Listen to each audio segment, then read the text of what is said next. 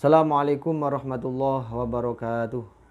Bismillah, alhamdulillah, salatu wassalamu ala sayyidina wa maulana Muhammadin ibn Abdillah wa ala alihi wa sahbihi wa mawalah, amma ba'da. La haula wa la quwata illa billah. Hadirin non hadirat, rekan-rekan santri baik putra maupun putri Pondok Pesantren Putri Latifia 2, Pondok Pesantren Wabiah 1, Bahrul Ulum Tambak Beras.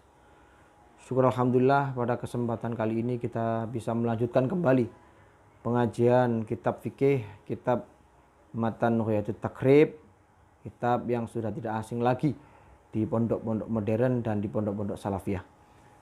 Baiklah, kita lanjutkan pada fasal yang berikutnya, yaitu fasal tentang rodoah atau menyusui. Faslun ay hadza faslun. Wa idza ardoat lan ari kalane nyusoni sapa al mar'atu wong wadon bila baniha kelawan susune mar'ah walad dan ing anak soro mongko dadi sapa arrodiu anak kang den susoni iku waladaha dadi anake mar'ah bisyartaini kelawan syarat loro ahaduma utawi salah sijine syartaini iku ayyakuna yento ono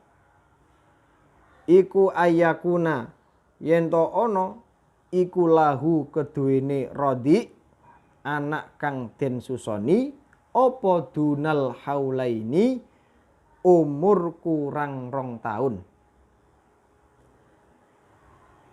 Wasani utawi kang kaping pindho iku antur diahu yen to nyusoni sapa mar'ah ing rodi khamsa rodaatin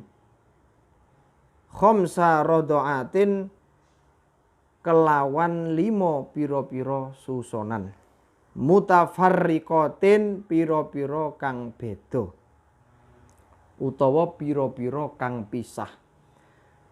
Wayasirulan dadi sapa zaujuha bojone mar'ah iku aban dadi bapak lahu keduwene rodi. Wayahrumulan haram alal murdoi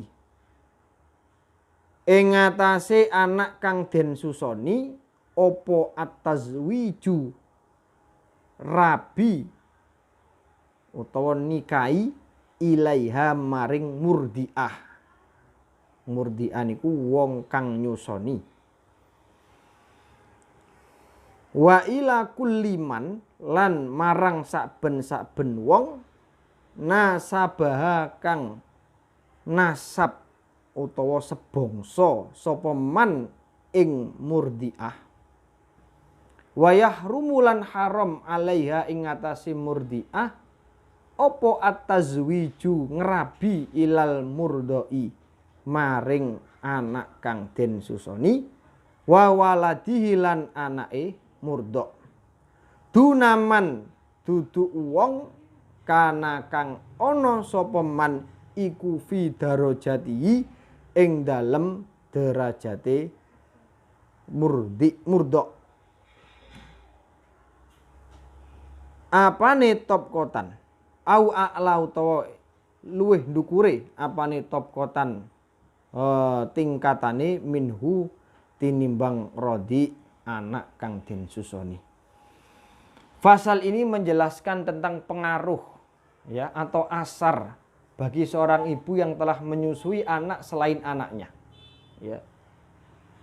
Jadi nasab itu untuk menjadi muhrim itu tidak hanya nasab dari hubungan darah, tetapi nasab itu atau muhrim itu bisa berasal dari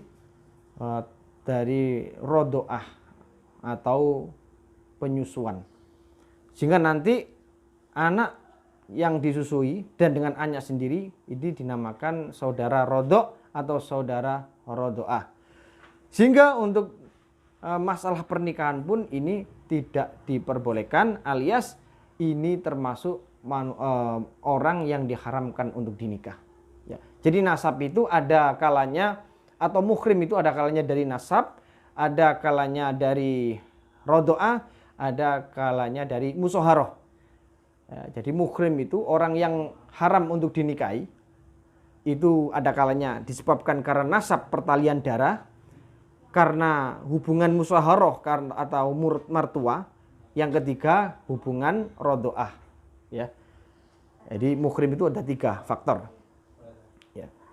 Meskipun itu orang lain, tetapi ini ada unsur rodoah, ada unsur menyusui orang lain, maka nanti anaknya dengan anak yang disusui tidak boleh untuk dinikahkan. Baik, kita bahas wa idza ardoat al mar'atu bila baniha waladan soro arrodi waladaha. Manakala ada seorang perempuan, ya, ada seorang wanita yang menyusui anak orang lain. Ya. Ada seorang wanita yang menyusui anak orang lain. Ya. Maka anak yang disusui itu bisa jadi menjadi anaknya dengan status anak rodok. Dengan status anak rodok. Lah anak ini bisa dikatakan waladur rodi atau anak susuan, itu harus memenuhi 2 syarat. Ya. Jadi saya ulangi, anak yang disusui itu menjadi rodi atau anak susuan yang nantinya akan menjadi saudara sepersusuan dengan anaknya sendiri, itu harus memenuhi 2 syarat. Yang pertama, ayyakuna lahu dunal haulaini. Anak yang disusui itu harus di bawah 2 tahun. Jadi umurnya harus di bawah 2 tahun. Kalau ada anak yang disusui kok umurnya 5 tahun, ya nggak jadi itu. Nggak pengaruh. Nggak ada pengaruhnya. Walaupun dia disusui sampai beberapa kali, anak ini tidak akan bisa jadi saudara sepersusuan atau tidak bisa jadi anak susuan. Karena syarat yang pertama tidak terpenuhi. Nah, kenapa kok bisa seperti itu? Kenapa nggak bisa dianggap anak susuan? Karena batasan umur 2 tahun itu adalah batasan maksimal anak yang kekuatannya itu tidak hanya pada air susu tetapi pada makanan yang lain. Sehingga tidak diiktibarkan. Ya, sehingga tidak dipandang atau tidak diutamakan bahwa air susu ini bisa sampai pada umur lebih dari 2 tahun. Artinya pengaruh ini enggak sampai umur lebih dari 2 tahun. Jadi yang paling berperan air susu itu adalah umur 0 sampai umur 2 tahun dengan hitungan hijriyah. Jadi 2 tahun ini adalah hitungan yang diambil dari tahun hijriyah, bukan tahun masehi. Kenapa? Karena tahun masehi dan tahun hijriyah itu setiap tahunnya bisa selisih terpaut 9 sampai 11 hari. Sehingga apapun yang dibahas dalam kitab-kitab salafiyah al-mu'tabaroh itu rata-rata kalau menggunakan tahun itu dengan pacuan hijriyah, bukan tahun masehi. Ya, jadi syaratnya yang pertama, anak itu bisa dikatakan anak rodoah, yaitu anak yang disusuinya umur kurang dari 2 tahun. Itu nanti akan bisa menjadi anak rodoah. Nah, kemudian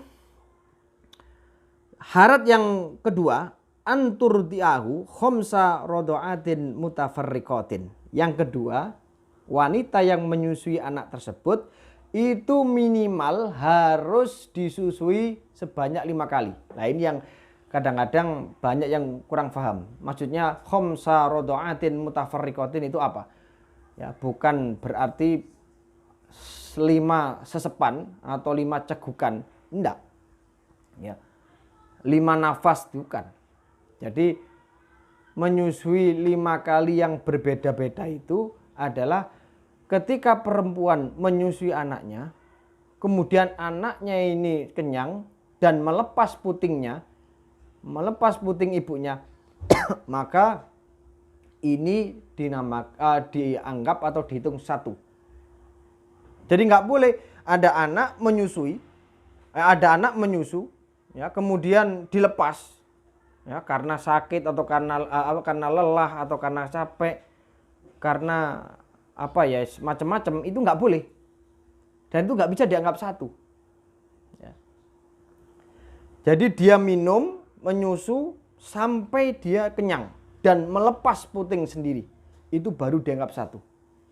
Kemudian lain waktu disusui lagi, sama, dia nyusu sampai selesai, sampai kenyang, kemudian dilepas putingnya, baru 2 kali.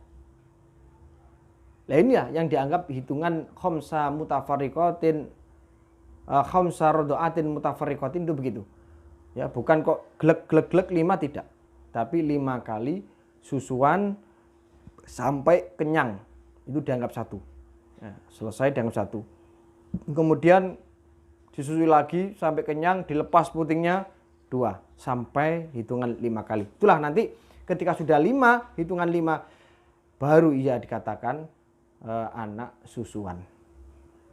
Kemudian misalkan ada pertanyaan, terus bagaimana ketika anak itu tidak menyucup putingnya ibu? Misalkan didot tapi dotnya itu isinya ASI, ya sama saja. Ya, nggak harus langsung dari puting. Meskipun ada pendapat yang lain bahwa syaratnya harus nempel pada puting. Ya, nempel pada putingnya. Itu pendapat yang lemah. Tetapi yang lebih kuat itu ya pokoknya ASI, entah itu dengan cara diselang atau dimasukkan dot kemudian diminumkan, itu sama saja. Ya. Itu nanti akan menjadi anak susuan, ya anak susuan. Dan itu juga pengaruhnya pada hal muhrim, nggak boleh dinikah, nggak boleh nikah. Ya. Tapi kalau disusui kurang dari 5 kali, ya boleh-boleh saja, karena syaratnya nggak terpenuhi. Ya, andai kata ini ada kasus misalkan, ya kita melebar sedikit, ada kasus, ya misalkan perempuan ini punya anak. Wanita yang menyusui ini punya anak perempuan, yang disusui anak laki-laki. Ya, kemudian setelah dewasa mereka berpisah, sudah nggak serumah lagi. Sudah lama sekali, misalkan 20-30 tahun. Wajahnya pun sudah nggak hafal. Ternyata saling mencintai. Ya, kemudian dia ingin menikah dan terjadilah pernikahan. Dan sampai punya anak 2. Nah ini bagaimana permasalahan hukumnya? Maka selama tidak ada saksi, selama tidak ada orang yang memberikan informasi bahwa dia itu adalah masih saudara sepupuan, ya nggak masalah. Tapi kalau nanti ada saksi, ada bukti yang konkret yang bisa diterima, bahwasanya 2 anak ini adalah 2 anak yang dianggap saudara sepersusuan, di mana pernikahannya itu sudah jelas tidak sah. Tetapi ini sudah terlanjur menikah dan juga punya anak. Maka permasalahan ini, ya penyelesaiannya adalah 2 sejoli ini atau laki-laki dan perempuan, walaupun sudah punya anak, seketika itu nikahnya dianggap batal.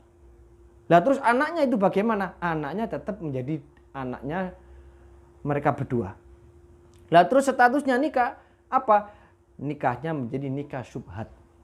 Nah nikah syubhat itu apa? Ya nikah yang nikah yang dalam keadaan samar, nikah yang tidak mengetahui status dari perempuan itu. Gak taunya kalau itu adalah saudara sepersusuan. Wajib nanti suami memberikan mahar misil. Ya. Anaknya tetap menjadi anak mereka berdua. Nah, kemudian wayasiru zaujuha aban lahu. Ya. Dan suami dari perempuan yang menyusui itu menjadi bapak atau ayahnya anak yang disusui. Wa yahrumu alal murdo at-tazwij ilayya. Diharamkan bagi anak yang disusui itu menikahi atau mengawini wanita atau ibu yang menyusui itu. Ya nggak boleh. Atau sebaliknya, ibu itu ingin menikahi anak yang disusui ya. Ya, ibu itu ingin menikahi anak yang disusuinya juga nggak boleh. Wa ila kulli man nasabaha, juga tidak dibolehkan menikahi pada setiap orang yang masih nasab dengan perempuan itu. Misalkan kakaknya ibu itu juga nggak boleh, adiknya ibu juga nggak boleh. Pokoknya yang masih ada nasabnya ibu yang menyusui nggak boleh dinikah. Wa yahrumu alaihi atazwij juga sama, ya nggak boleh ilal murdo wa waladihi, nggak boleh bagi perempuan itu menikahi anak yang disusuinya atau anaknya dari anak yang disusui. Nggak boleh. Misalkan yang disusui punya anak laki-laki ganteng, nggak boleh ibu yang menyusui itu menikahi anaknya anak yang disusui. Kemudian dunaman kana fi darajatihi au a'la tabqatan minhu. Bukan orang yang sederajat dengan murdo. Sederajat itu maksudnya misalkan misanan atau sepupu, ini nggak apa-apa. Misalkan ibu yang menyusui ini senang dengan misanan atau sepupu dari anak yang disusui, ini nggak apa-apa dinikah. Ya, au a'la tabqatan minhu, atau yang nasabnya lebih tingkatannya lebih tinggi, ya nggak apa-apa. Baik itu pernahnya lebih tua atau lebih muda, yang penting statusnya darajat, statusnya itu sepupu. Ya misalnya sepupu itu nggak apa-apa, atau minduan kalau bahasa Jawa itu ya malah nggak apa-apa, lebih jauh. Nah, ini yang namanya fi darajatihi, ya dalam derajatnya anak yang disusui ini nggak apa-apa, ya. Saya kira cukup sekian dari apa yang saya sampaikan. Mudah-mudahan penjelasan ini ada guna manfaatnya fid dini wa dunya wal akhirah. Kurang lebihnya mohon maaf. Saya akhiri. Assalamualaikum warahmatullahi wabarakatuh.